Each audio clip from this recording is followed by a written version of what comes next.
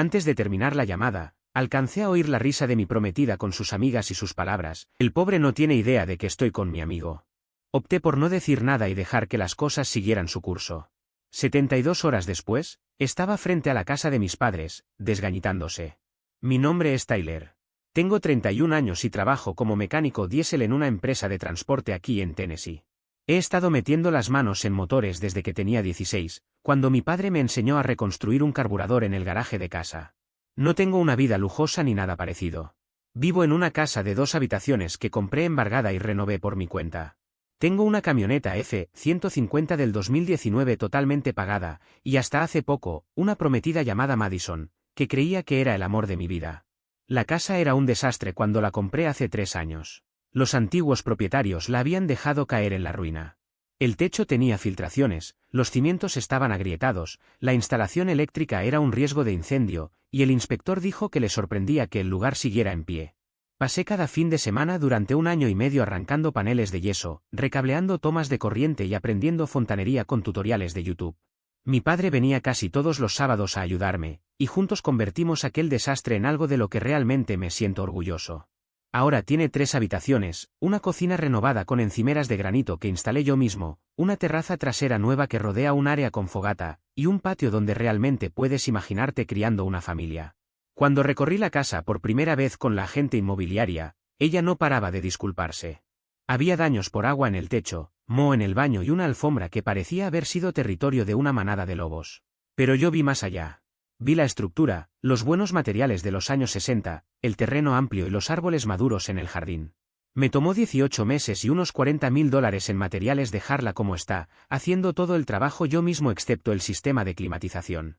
Hay cosas con las que no se juega si no estás certificado. La casa no es solo una propiedad, es una metáfora de reconstrucción personal. Hay algo casi terapéutico en convertir ruina en hogar, como si reparar paredes y cables fuera también una forma de reparar una historia familiar marcada por inestabilidad económica. Mi trabajo no es glamuroso, pero paga bien y soy bueno en lo que hago.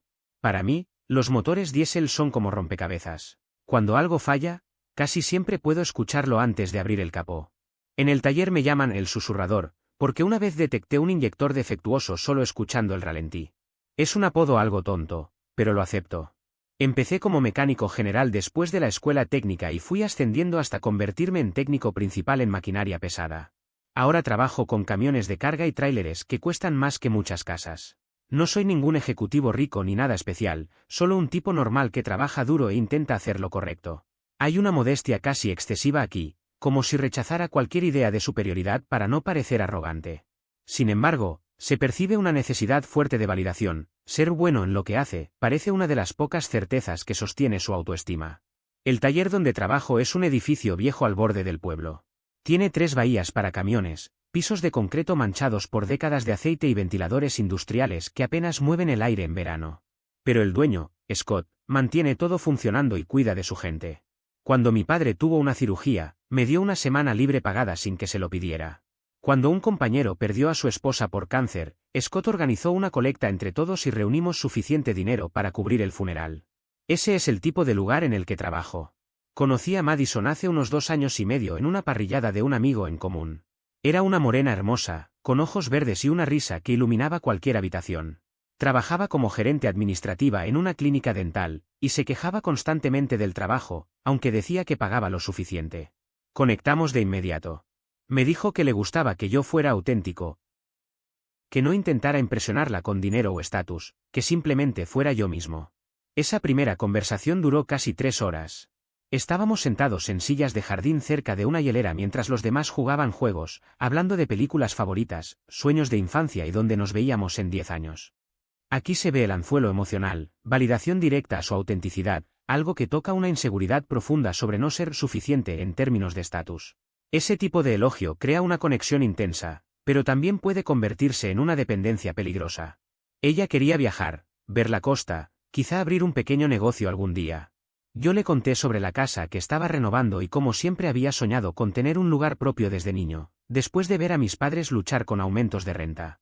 Los primeros meses fueron increíbles. Venía a verme trabajar en proyectos de la casa, hacía preguntas, incluso me ayudó a pintar una habitación. Decía que admiraba cómo podía arreglar cualquier cosa con mis manos. Me hacía sentir como un superhéroe solo por saber cambiar un triturador de basura. Le enseñé a usar un taladro, a medir 2 veces antes de cortar, todo lo que mi padre me había enseñado. Parecía realmente interesada, como si aprender habilidades prácticas fuera una aventura. Ese primer verano salimos mucho a hacer senderismo. Recorrimos todos los senderos a 1 hora de distancia. Yo preparaba almuerzos y buscábamos lugares con vista para hablar de la vida. Decía que la hacía sentir segura, estable, como si nada malo pudiera pasar mientras yo estuviera cerca. Después de relaciones donde me dijeron que era demasiado serio o aburrido, escuchar que alguien valoraba mi estabilidad se sintió como un milagro. Su familia me aceptó rápidamente. Su madre, Karen, era una profesora jubilada muy amable que siempre me enviaba a casa con recipientes de su famoso pastel de pollo. Me preguntaba por mis proyectos, recordaba detalles de mi trabajo y me trataba como si fuera parte de la familia desde hacía años. Su padre, Michael, era electricista retirado, así que intercambiábamos historias de oficio y me daba consejos para mis proyectos. Había trabajado en instalaciones comerciales durante 30 años y sabía todo sobre paneles eléctricos y actualizaciones de servicio. Su hermano menor, Lucas, me admiraba como si fuera el hermano mayor que nunca tuvo. Le enseñé a cambiar su propio aceite y actuaba como si le hubiera dado un superpoder. Michael y yo pasábamos mucho tiempo en su garaje el primer año. Tenía un Mustang del 72 que había estado restaurando desde antes de que Madison naciera. Trabajábamos juntos algunos fines de semana. Él me enseñaba cosas sobre autos clásicos que no se aprenden en Internet, como leer el desgaste de las pastillas de freno, cómo ajustar un carburador al oído, cómo distinguir entre óxido superficial y óxido estructural. Karen nos llevaba sándwiches y negaba con la cabeza por toda la grasa. Al 8º mes, Madison se quedaba más en mi casa que en su apartamento. Al mes 14, se mudó oficialmente conmigo. Y al mes 20, estaba eligiendo anillos de compromiso porque esa mujer me hizo creer en el sueño de la baya blanca y la familia perfecta. Mudarnos juntos se sintió como el paso lógico. Ella dejó su apartamento, fusionamos nuestras cosas y empezamos a decidir qué muebles conservar y cuáles donar. Su sofá era mejor, así que lo dejamos. Mi cama era más nueva, así que se quedó. Negociaciones pequeñas que parecían construir algo juntos en lugar de renunciar a cosas. Limpié la habitación extra para que tuviera un espacio de trabajo para sus manualidades y proyectos personales. En ese momento, realmente creía que estaba construyendo una vida con alguien que quería lo mismo que yo. Durante un tiempo, Madison estuvo obsesionada con hacer velas artesanales. Luego abandonó eso y se pasó a la joyería.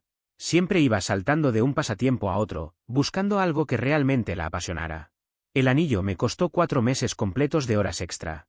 Era un diamante corte princesa, el joyero dijo que era de una calidad excepcional, aunque no sabría explicar exactamente qué quería decir con eso. Lo único que sabía era que se veía perfecto. Logré ahorrar casi $8,000 trabajando todos los sábados y tomando turnos adicionales cada vez que alguien faltaba al trabajo. Había planeado la propuesta para nuestro 2º aniversario. Alquilé una sala privada en un restaurante italiano que a ella le encantaba. Organicé que su familia se escondiera en la cocina para salir después de que aceptara, y coordiné con su hermano para asegurarse de que pudiera salir del trabajo. Lo planifiqué como si fuera una operación militar, porque así es como hago las cosas. El restaurante se llamaba Santinos, un lugar antiguo del centro que llevaba abierto desde los años 70. Manteles a cuadros rojos, velas en cada mesa, meseros que parecían haber trabajado allí toda su vida. Madison había mencionado durante meses que quería ir, pero nunca encontrábamos el momento. Me pareció el escenario perfecto para una propuesta. Reservé la sala privada con 6 semanas de anticipación, les di un cronograma detallado y hasta elegí la música que debía sonar cuando su familia entrara. Mirando hacia atrás, las señales estaban ahí mucho antes de aquella llamada telefónica. Yo simplemente no quise verlas. Alrededor del mes 18 de relación, Madison retomó contacto con un viejo amigo del instituto llamado Brandon. Él había regresado a la ciudad después de divorciarse, y según ella, estaba pasando por un momento difícil. Al principio lo mencionaba de forma casual: Brandon necesita a alguien con quien hablar, Brandon está teniendo problemas para adaptarse a la vida de soltero, Brandon ya no tiene muchos amigos aquí. Llegué a conocerlo un poco. Parecía un tipo tranquilo, algo callado, trabajaba en una oficina de seguros. Nada fuera de lo común. Estaba pasando por un divorcio complicado, lo cual es irónico considerando lo que ocurrió después. Sinceramente, me dio lástima. Lo invité a una barbacoa que organizamos y traté de incluirlo en salidas grupales porque sabía lo aislante que puede ser un divorcio. No pensé demasiado en su amistad con Madison. Ella siempre había sido una persona muy compasiva. Esa era una de las cosas que más me gustaban de ella. Cuando mi padre se operó de la rodilla, Madison pidió días libres para ayudar a mi madre, lo llevaba a rehabilitación, recogía sus medicamentos e incluso aprendió a cambiarle los vendajes. Cuando la esposa de un amigo mío lo dejó, Madison organizó una especie de red de apoyo para que no se quedara solo. Se preocupaba por la gente. Así que, en ese momento, que un viejo amigo necesitara apoyo emocional tenía sentido. Pero el patrón empezó a cambiar. Comenzó a proteger demasiado su teléfono. Lo inclinaba para que no pudiera ver la pantalla cuando escribía, tomaba llamadas en otra habitación y siempre lo dejaba boca abajo. Si entraba a la habitación mientras estaba escribiendo, cambiaba de aplicación o bloqueaba la pantalla de inmediato. Eran detalles pequeños, y yo mismo me convencí de que estaba exagerando. Llevábamos casi 2 años juntos. Estábamos planeando un futuro. ¿Por qué no confiar en ella? Luego empezaron las salidas con amigas, cada vez más frecuentes. 2 veces por semana. A veces regresaba tarde, se duchaba apenas llegaba, incluso si ya se había bañado antes de salir, y decía estar demasiado cansada para hablar. Cuando le preguntaba cómo había ido la noche, me daba respuestas vagas sobre el lugar o la conversación. Nada concreto. Si hacía preguntas más específicas, se molestaba y decía que yo era controlador. La distancia física también apareció. Pasamos de estar muy cercanos a que siempre tuviera dolor de cabeza, estrés por el trabajo o simplemente estuviera demasiado cansada. Pensé que era una fase. Las relaciones pasan por ciclos, ¿no? Así que le di espacio, intenté no presionarla, me concentré en ser comprensivo y me repetí que era solo un bache común en cualquier pareja. Empecé a notar otras cosas. Se arreglaba más cuando salía con sus amigas que cuando salíamos nosotros. Ropa nueva que nunca le había visto, perfumes que no solía usar. Una vez volvió a casa con un chupetón en el cuello y dijo que se había quemado con la plancha para el cabello. Le creí, porque la alternativa era impensable. El verdadero golpe de realidad llegó un martes cualquiera. Estaba trabajando en una reconstrucción complicada de motor en el taller. Un camión Peterbilt que un propietario había descuidado durante años. Estaba cubierto de grasa, agotado, y solo quería irme a casa y despejar la mente. Llamé a Madison durante mi descanso para preguntarle qué quería para cenar. Pensé en comprar algo camino a casa. Contestó al tercer tono. Hola, amor, ¿qué pasa? Dijo con voz normal. Nada extraño. Le pregunté por la cena. Me sugirió un restaurante tailandés que le gustaba y dijo que estaba a punto de entrar a una reunión. Me pidió que la llamara después. Nos despedimos con un te amo. Pero no colgó. Escuché ruido, como si hubiera metido el teléfono en el bolso sin cortar la llamada. Estaba a punto de colgar cuando escuché su voz otra vez, amortiguada pero clara. Dios, es tan agotador. Siempre preguntando, siempre planificando cosas. Es como salir con un Golden Retriever. Se escucharon risas femeninas. Reconocí la voz de Ashley. Al menos los Golden Retrievers son lindos, dijo ella. Tyler es más como un perro callejero que te sigue a todas partes. Más risas. Sentí que el estómago se me caía al piso. Tuve que sentarme en una caja afuera del taller porque sentí que las piernas me fallaban. Luego la voz de Madison volvió a escucharse con más claridad, como si hubiera sacado el teléfono del bolso. El tonto ni siquiera sabe que me estoy acostando con Brandon. Cada vez que le digo que estoy con ustedes, en realidad estoy en el departamento de Brandon. Ya van 3 meses y no sospecha nada. ¿Cómo puedes mantener la cara seria? Preguntó alguien. Sería tan culpable, dijo Ashley. Es fácil, respondió Madison. Tyler confía tanto que da pena. Además, Brandon sí sabe ser espontáneo. Tyler tiene que planear todo con 2 semanas de anticipación, como si estuviera lanzando un cohete al espacio. ¿Y el compromiso? Preguntó alguien. Seguro va a proponerte matrimonio pronto, ¿no? Lo sé, respondió Madison. Ha estado muy raro y secreto estas semanas. Seguro está preparando algo enorme y elaborado para que yo actúe sorprendida. Se rió otra vez. Decidí que lo mejor sería aceptar el compromiso, disfrutar de la fiesta de compromiso y luego pensar con calma qué hacer. Tal vez Brandon estaría listo para comprometerse conmigo para entonces. Y si no, al menos tendría el anillo como respaldo. Estaba de pie en el estacionamiento del taller, con el teléfono pegado a la oreja mientras la grasa me corría por el antebrazo. 3 meses. Madison había estado acostándose con Brandon durante 3 meses mientras vivía en mi casa, comía en mi mesa y dormía en mi cama. Cada beso, cada te amo, cada conversación sobre nuestro futuro, todo estaba contaminado por ese secreto que había estado escondiendo. La llamada seguía. Empezaron a hablar de un programa de televisión, como si nada hubiera pasado. Como si Madison no acabara de admitir que me había traicionado sistemáticamente, como si yo fuera una broma que ya habían superado. Se rieron de las malas decisiones de moda de algunos concursantes mientras yo me quedaba paralizado, sintiendo que mi mundo se reconfiguraba por completo con esa información. Colgué en silencio y me senté sobre una caja fuera del taller. No me moví durante unos 20 minutos. Solo miraba el cemento tratando de procesar lo que acababa de escuchar. Cuando recibes una noticia así, hay un momento en el que tienes que decidir quién vas a ser. ¿El tipo que llega a casa, arma una escena y le da la satisfacción de saber que te destruyó? ¿O el tipo que respira hondo, piensa con claridad y maneja todo como un adulto responsable? Nunca he sido explosivo. Mi padre siempre decía que la ira te vuelve tonto, y ser tonto te hace daño. Así que, en lugar de volver a casa y enfrentarla, conduje hasta la casa de mi amigo Ryan y le conté todo. Ryan trabaja como ajustador de seguros, lo que básicamente significa que es un escéptico profesional que documenta absolutamente todo. Era la persona perfecta para ayudarme a pensar esto de manera estratégica. Escuchó toda la historia sin interrumpir y luego empezó a hacer preguntas como si estuviera llenando un formulario de reclamación. Lo primero es protegerte legalmente, me dijo, ya en modo trabajo. La casa es tuya, ¿verdad? Sí. La compré antes de conocerla. Su nombre no está en nada. Ni escritura, ni hipoteca, nada. Bien. ¿Cuentas conjuntas? Tenemos una para gastos del hogar. Habrá unos $3.000. Mañana retira tu mitad. No toques la suya. Y documenta todo antes de confrontarla.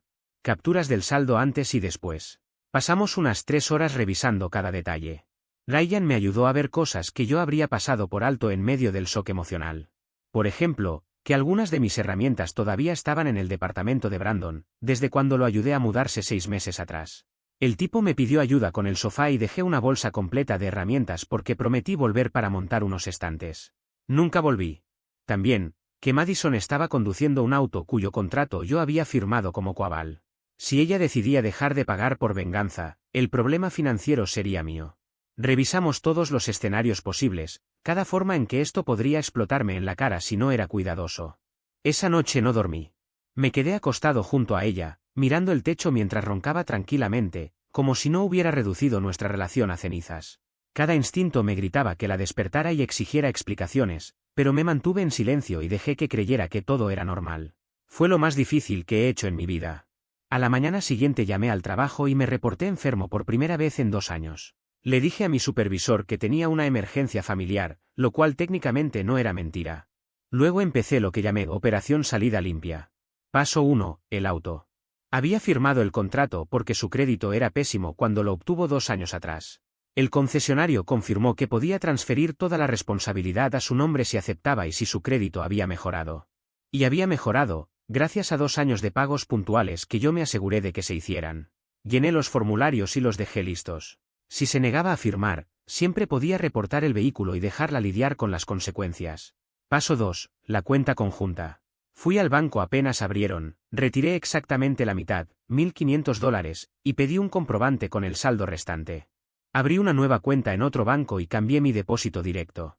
Probablemente la cajera pensó que estaba paranoico, pero no me importó. El rastro en papel es lo que importa. Paso 3, documentación. No soy abogado, pero Ryan me obligó a escribir todo lo que recordaba de la llamada. Frases exactas, horarios, quienes estaban presentes.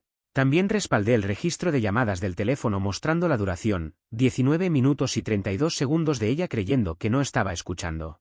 Paso 4 fue el más difícil. Llamé a los padres de Madison. Michael contestó al segundo timbrazo. Tyler, ¿cómo estás, hijo? Casi perdí el control en ese momento.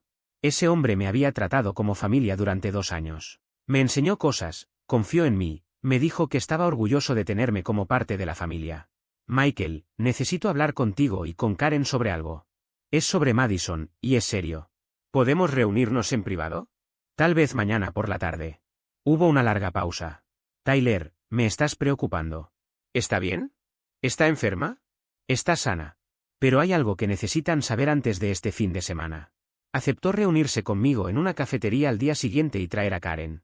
Podía oír la preocupación en su voz, probablemente pensaba que iba a contarle un diagnóstico médico o una emergencia familiar. En cierto modo, supongo que eso era. Esa noche cené con Madison como si nada estuviera mal. Habló de su día en el trabajo, se quejó de una compañera que calentaba pescado en el microondas, me preguntó qué película quería ver después. Respondí en los momentos correctos. Sonreí cuando debía sonreír. Incluso le tomé la mano en el sofá mientras veía un programa de cocina que le gustaba. Por dentro, me sentía hecho de hielo. Cada contacto se sentía como una mentira. Cada te amo sonaba completamente vacío ahora que sabía la verdad. Pero actué como siempre, mantuve el rostro neutral y no le di ninguna señal de que su mundo estaba a punto de derrumbarse. Se fue a dormir alrededor de las 11. Yo me quedé viendo televisión hasta que su respiración se volvió profunda. Entonces empaqué en silencio una bolsa con lo esencial y la escondí en mi camioneta, por si todo se salía de control y necesitaba irme unos días. La reunión con Michael y Karen fue brutal de una forma que no esperaba. Nos sentamos en una mesa apartada de un restaurante junto a la carretera, lejos de cualquier conocido. Llegaron con cara de preocupación absoluta, probablemente esperando escuchar algo como cáncer o una tragedia familiar. En cierto modo, lo que les conté fue igual de devastador. No hay una forma fácil de decir esto, empecé. Así que voy a ser directo. Hace 3 días, escuché por accidente una conversación telefónica entre Madison y sus amigas. Ella no se dio cuenta de que yo seguía en la llamada. Mientras escuchaba su risa despreocupada al otro lado del teléfono, entendí que ese era el momento exacto para romper la burbuja de mentiras que había construido. No dudé. Aproveché esa oportunidad y decidí contarles absolutamente todo, sin filtros, sin suavizar nada. Les expliqué con calma la relación con Brandon, cómo habían comenzado a hablar a mis espaldas, cómo se habían encontrado durante esos 3 meses, y cómo ella había seguido adelante con la idea de aceptar mi propuesta mientras mantenía abiertas otras opciones, como si yo fuera simplemente una alternativa segura mientras se divertía con alguien más. No me limité a palabras. Para que no quedara ninguna duda, les reproduje una grabación que había hecho minutos después de descubrirlo, cuando todavía tenía la voz temblorosa por la sorpresa. En esa grabación relataba la conversación con detalles precisos, incluyendo horas, fechas y fragmentos exactos de lo que había escuchado. Quería que supieran que no estaba exagerando, que no se trataba de celos o paranoia. Era una cronología documentada de su traición. Karen comenzó a llorar a mitad de mi relato. No fue un llanto escandaloso ni dramático. Fueron lágrimas silenciosas, constantes, que corrían por su rostro mientras sostenía su taza de café con ambas manos, como si esa porcelana caliente fuera lo único que la mantenía firme en la realidad. Sus manos temblaban ligeramente, pero no soltó la taza en ningún momento. Michael, en cambio, permanecía completamente inmóvil. Su postura era rígida, los hombros tensos, la mandíbula tan apretada que podía ver cómo se marcaban los músculos de su rostro. No decía nada, pero su silencio hablaba por él. Su mirada estaba perdida en la mesa, como si intentara procesar todo sin dejar que la ira lo dominara. Brandon, el hombre divorciado que, según ella, era solo un viejo amigo de la escuela. La voz de Michael apenas fue un susurro cuando finalmente habló. Es él. Ella lo trajo a nuestra barbacoa del 4 de julio. Se sentó en mi mesa, comió mi comida y me dio la mano mientras. No pudo terminar la frase.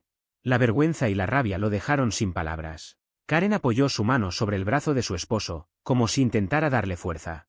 Tyler, no sé qué decir, murmuró ella.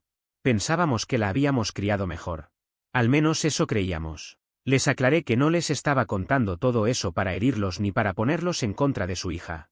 No quería convertirlos en enemigos ni usarlos como armas. Simplemente pensaba que merecían saber la verdad antes del fin de semana, antes de que todo estallara sin contexto. Tomé aire y añadí algo que los dejó aún más impactados. Estaba planeando proponerle matrimonio durante nuestra cena de aniversario. Había organizado todo con la familia, incluso su presencia escondida en la cocina del restaurante Santinos, listos para salir y celebrar. Michael cerró los ojos con fuerza, como si esa información fuera un golpe físico. El restaurante italiano, me preguntaste por el salón privado. Pensé que era para su cumpleaños. No, le respondí con tranquilidad. Era para la propuesta. Hubo un silencio pesado entre nosotros, un silencio incómodo, cargado de decepción. Entonces Michael se inclinó hacia adelante y me tomó del hombro con firmeza. Eres un buen hombre, Tyler. Mejor de lo que ella merece, por lo visto. ¿Qué vas a hacer? Le expliqué que pensaba sacarla de la casa ese mismo fin de semana. Ya tenía listos los documentos para transferir el auto y no quedar atrapado en ese contrato compartido. También había separado nuestras finanzas, cancelado cuentas conjuntas y asegurado mis ahorros. No quería destruirle la vida, no quería venganza pública ni humillarla frente a todos. Solo quería que se fuera. Que dejara de ser parte de mi vida. Karen preguntó por el anillo. Lo devolveré mañana. La tienda tiene una política de 30 días. Se secó las lágrimas con una servilleta, respiró hondo y luego preguntó si les avisaría cuando la confrontara. Michael y ella querían estar presentes. No lo esperaba, pero tampoco me sorprendió. Es nuestra hija y la amamos, dijo Michael, pero lo que te hizo es imperdonable. Necesita entender que las acciones tienen consecuencias. Y no vamos a encubrirla. La voz de Karen tenía una firmeza que jamás le había escuchado. Ya no era la madre complaciente que justificaba todo. También querían oír su versión, verla a los ojos mientras intentaba mentir. Acordamos que sería el domingo por la tarde, 3 días después. Para entonces, todo estaría listo. Aquí los padres rompen con el rol clásico de protección incondicional y se alinean con la idea de responsabilidad moral. Es un golpe fuerte al concepto de familia como refugio incondicional, y muestra una ética rígida que prioriza la integridad sobre la lealtad filial. Esos 3 días fueron eternos. Tuve que comportarme como si nada pasara mientras, por dentro, estaba organizando su salida definitiva de mi vida.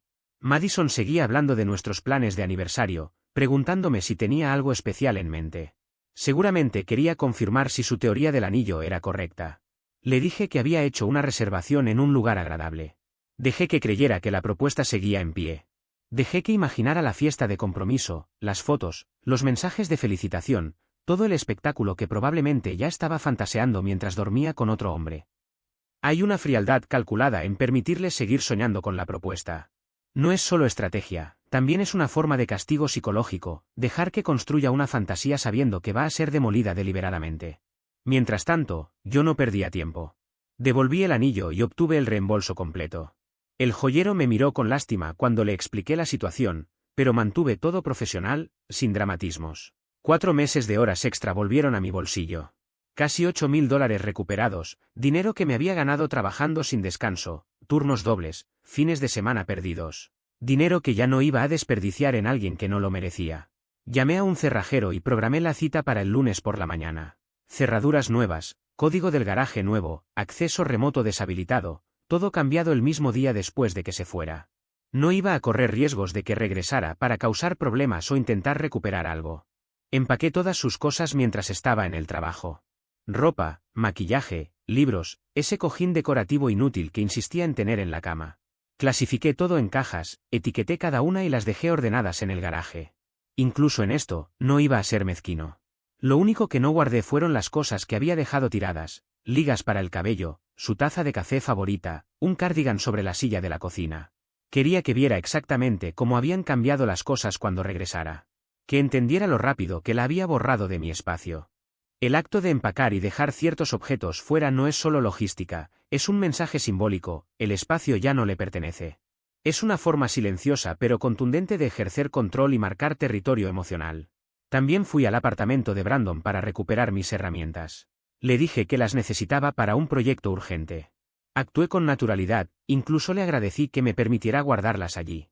No tenía idea de que yo sabía la verdad. Me dio la mano y sonrió mientras cargaba mi caja de herramientas en la camioneta, probablemente ya planeando su próxima cita con mi prometida. Brandon vivía en un complejo al este de la ciudad, uno de esos lugares dirigidos a jóvenes profesionales con encimeras falsas de granito, gimnasio minimalista y una piscina que nadie usa. Su unidad estaba en el 3er piso, así que tuve que subir escaleras cargando mis herramientas mientras hablábamos trivialidades sobre el clima, el tráfico y el trabajo. Todo el tiempo estaba observando detalles. Su apartamento olía a su perfume, pero también había otro aroma que reconocí de inmediato. En el baño había una liga para el cabello del mismo tipo que siempre compraba ella. En el escurridor de platos había una taza con una marca de lápiz labial del mismo tono que Madison usaba. Pruebas por todas partes.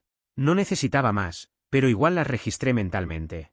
Sonreí, conversé, cargué mis cosas y me fui sin mostrar que sabía nada. Dejé que creyera que estaba saliéndose con la suya. Su ajuste de cuentas llegaría a través de Madison tarde o temprano. La atención obsesiva a los detalles revela una mente que busca cerrar cualquier duda.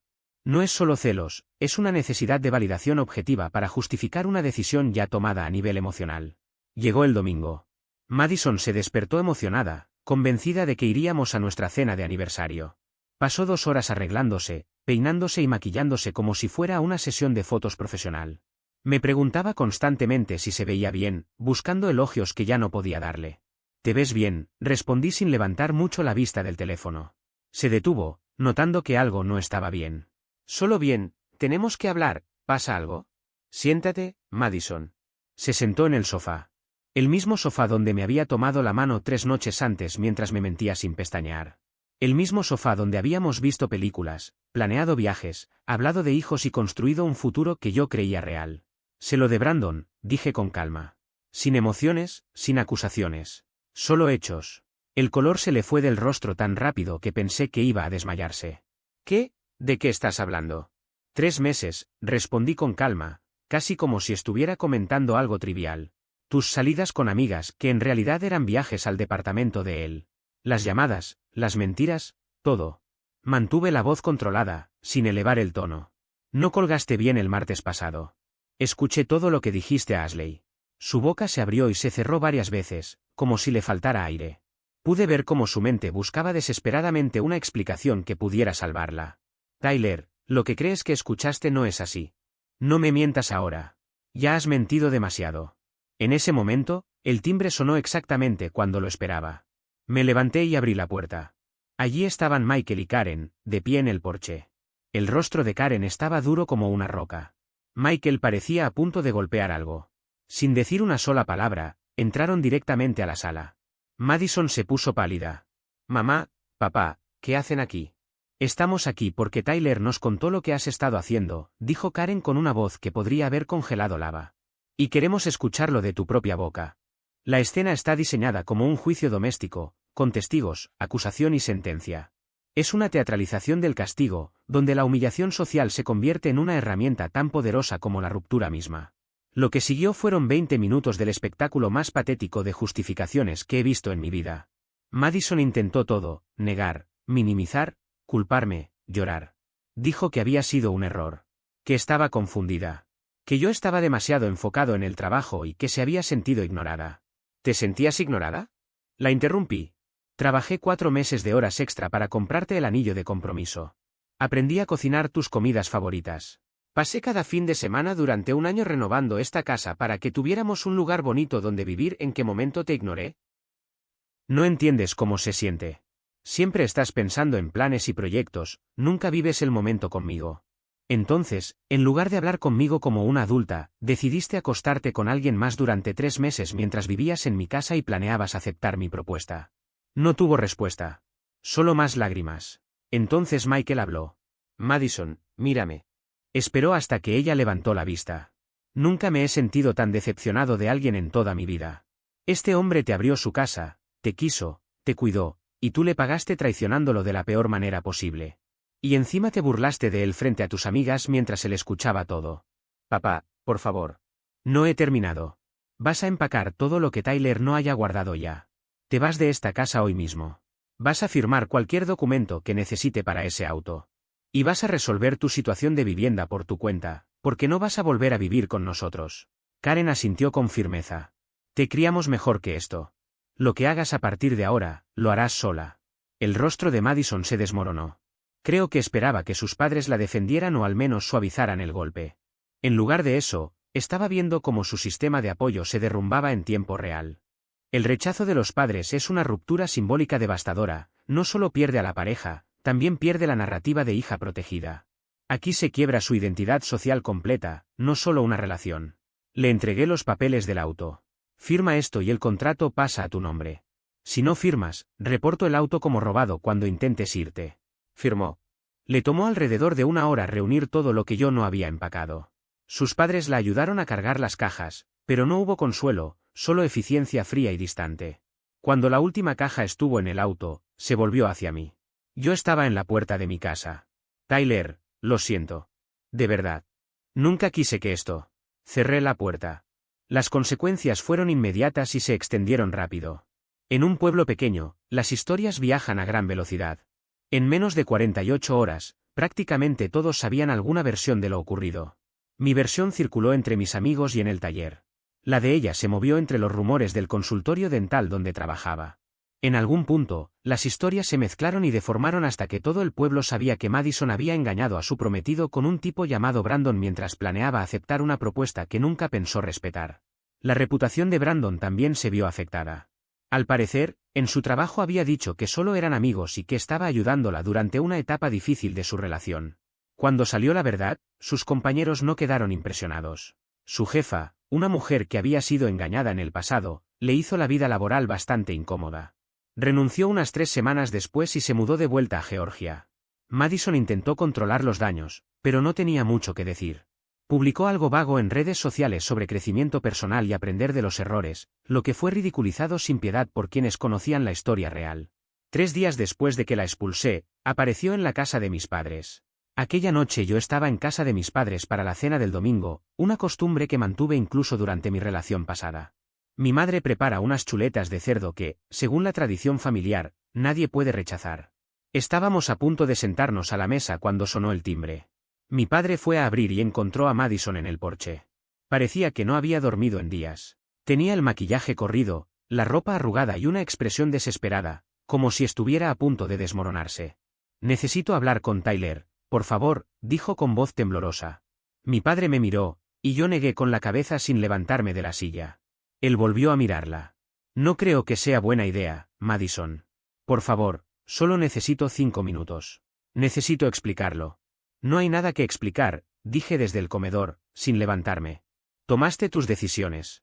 Ahora vive con ellas». En ese momento comenzó a gritar.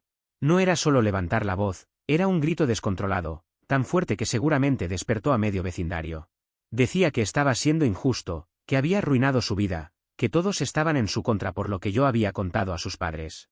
Gritaba que había destruido su relación con su familia, que Brandon la había dejado cuando se enteró de que todo el mundo sabía la verdad, que había perdido todo porque yo no pude dejarlo pasar. Mi madre, con una calma impresionante, se acercó a la puerta y se colocó junto a mi padre. «Madison, estás haciendo un escándalo. Si no te vas en los próximos 30 segundos, llamaré a la policía». «No entienden. Él iba a pedirme matrimonio. Se suponía que nos íbamos a casar. Esto no debía terminar así». «Tienes razón», respondió mi madre con firmeza. «No debía terminar así. Eso es lo que pasa cuando engañas a alguien. Ahora sal de mi propiedad». Algo cambió en el rostro de Madison. La desesperación desapareció y fue reemplazada por algo más oscuro, quizás rabia o resentimiento. Miró más allá de mis padres, directamente hacia mí, mientras yo seguía comiendo. «Te vas a arrepentir, Tyler. Te vas a arrepentir de haber tirado todo por la borda». Tomé otro bocado de chuleta y respondí con total tranquilidad. «No me arrepiento. Están excelentes, mamá». Mi padre cerró la puerta. Aún pudimos escucharla gritar afuera durante 1 minuto más, hasta que arrancó un auto y finalmente se fue. Mi madre regresó a la mesa como si nada hubiera pasado y me pasó el puré de papas. «¿Más salsa?», preguntó.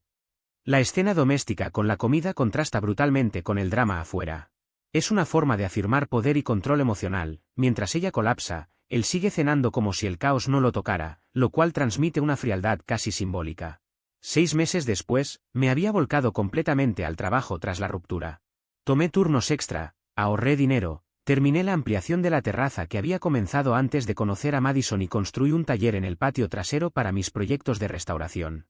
También adopté un perro del refugio, un labrador mestizo de 3 años llamado Rocky, que me sigue a todas partes. Un sábado, Ryan me arrastró a una barbacoa en casa de su primo. Yo no quería ir, pero no aceptó un no como respuesta. Allí fue donde conocí a Hannah, una vecina del primo de Ryan que apareció porque olió las hamburguesas y decidió presentarse. Tenía el cabello oscuro, una sonrisa fácil y trabajaba como técnica veterinaria en la clínica del centro. Terminamos hablando durante 3 horas mientras el resto se iba embriagando cada vez más. 2 semanas después tuvimos nuestra primera cita. 3 meses después conoció a mis padres, y la adoraron desde el primer momento. Le conté toda la historia con Madison desde el principio porque no quería sorpresas. Ella escuchó, se encogió de hombros y dijo: «Su pérdida». Y ahí terminó el tema. Aquí se nota una transición emocional saludable, no hay idealización ni paranoia, solo transparencia. Contar la historia sin miedo muestra que ya no vive desde la herida, sino desde una posición de aprendizaje y límites claros. Alrededor del 8º mes de relación con Hannah, me encontré con Madison en el supermercado. Se veía mal, más delgada, cansada, comprando comidas congeladas y bebidas energéticas. Me vio primero y su rostro pasó por varias expresiones antes de adoptar una asa calma. «Tyler». «Hola, Madison». Hubo una pausa incómoda. Miró mi carrito, carnes, verduras, buena pasta, las cosas que le gustaban a Hannah. «Te ves bien», dijo. «Feliz». «Lo estoy». Otra pausa. Podía ver cómo intentaba reunir valor para decir algo más. «Escuché que estás saliendo con alguien, la amiga del primo de Ryan o algo así». «Vecina», corregí. «Y sí». «¿Es serio?». Casi me reí. Ya no tienes derecho a preguntarme eso. Se sobresaltó como si la hubiera golpeado. Tyler, pienso en lo que pasó todo el tiempo. Cometí un error enorme. Si pudiera volver atrás. No puedes. Tomé una bolsa de café y la puse en el carrito. Que tengas una buena vida, Madison. Me fui sin mirar atrás. El encuentro en el supermercado funciona como un espejo, uno ha seguido adelante, el otro está estancado. La frase "ya no tienes derecho" marca una frontera definitiva, más psicológica que legal, y muestra que el duelo ya terminó. Esa noche, Hannah vino a cenar. Yo asé los cortes de carne mientras ella preparaba una ensalada y Rocky vigilaba desde la baranda de la terraza. Comimos afuera mientras el sol se ponía, hablando de su día en la clínica y del proyecto en el que estaba trabajando en el taller. Después de cenar, mientras lavábamos los platos, me golpeó suavemente con la cadera. ¿Estás callado esta noche? ¿Todo bien? Me encontré con Madison en la tienda. Secó un plato y lo guardó. Eso debió ser raro. Intentó disculparse otra vez. Preguntó si esto era serio. Hannah soltó una risa corta. ¿Qué le dijiste? Que ya no tiene derecho a preguntarme eso. Ella sonrió y me besó en la mejilla. Buena respuesta. Más adelante supe, por comentarios dispersos y conversaciones indirectas, cómo había seguido la vida de Madison después de que todo se vino abajo. Al parecer, sus padres cumplieron lo que habían dicho y no le permitieron volver a casa. Durante un tiempo estuvo moviéndose de un lugar a otro, quedándose con conocidos que apenas toleraban su presencia, hasta que logró alquilar un pequeño departamento en una zona bastante descuidada de la ciudad. En su trabajo no la despidieron, pero el ambiente cambió por completo. La gente sabía lo que había pasado y, según me contaron, el trato se volvió frío y distante. Eventualmente pidió un traslado a otra sucursal, más lejana, con la excusa de buscar nuevas oportunidades, aunque todos sabían que en realidad estaba intentando empezar desde cero lejos de los rumores. En cuanto a Brandon, desapareció del mapa casi de inmediato. Regresó a su estado natal pocas semanas después de que todo se hiciera público, y según los últimos rumores, terminó trabajando en un empleo básico y viviendo nuevamente con su familia. La relación que parecía tan intensa y urgente se desmoronó apenas dejó de ser un secreto, como si solo hubiera existido mientras nadie los observaba. Aquí se refuerza una idea incómoda: muchas relaciones clandestinas solo sobreviven en la fantasía del secreto. Cuando la realidad llega, se desintegran porque nunca tuvieron estructura ni compromiso, solo adrenalina y escape. Con Michael y Karen la relación fue distinta. Nunca me dieron la espalda y seguimos viéndonos ocasionalmente. Nos reuníamos a cenar cada cierto tiempo, hablábamos de trabajo, de proyectos y de cosas triviales, evitando cualquier mención directa a Madison. En una de esas cenas, Karen comentó de pasada que su hija había intentado acercarse varias veces, pero que la confianza se había roto de una forma que no sabían si alguna vez podrían reparar. Dijo que no era odio, sino decepción, algo mucho más difícil de superar. Yo escuché todo eso sin sentir satisfacción ni culpa. Simplemente era información, piezas de una historia que ya no me pertenecía. Para ese entonces, mi vida estaba en otro lugar, con otros planes, otras personas y una paz que no pensaba volver a perder.